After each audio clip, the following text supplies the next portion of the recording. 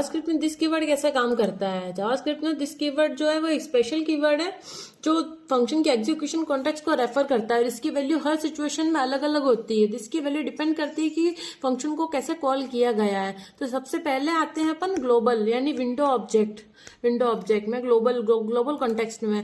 तो global context में आप अगर फंक्शन को डायरेक्टली कॉल करते हो तो दिस ग्लोबल वैल्यू यानी ब्राउजर में विंडो ऑब्जेक्ट को रेफर करता है। फिर आते हैं सेकंड ऑब्जेक्ट कॉन्टेक्स्ट में।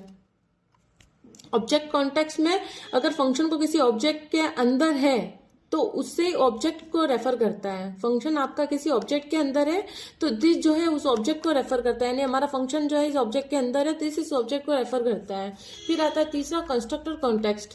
कंस्ट्रक्टर कॉन्टेक्स्ट में अगर एक कंस्ट्रक्टर फंक्शन है कंस्ट्रक्टर फंक्शन है यूजिंग न्यू कीवर्ड, तो दिस जो है वो न्यूली क्रिएटेड ऑब्जेक्ट को रेफर करता है।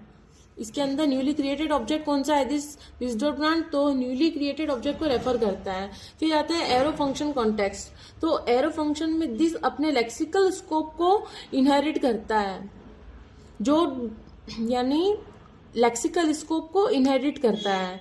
एरो फंक्शन में दिस अपने ये एनवायरमेंट के लेक्सिकल स्कोप को इनहेरिट करता है, जो उन्हें डिफाइन होने के कॉन्टेक्स्ट को रेफर करता है, यानी non dynamic like regular function, non dynamic but regular function.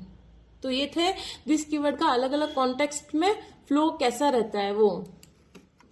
Implicit binding, explicit binding, new binding, global window object binding, everything covered.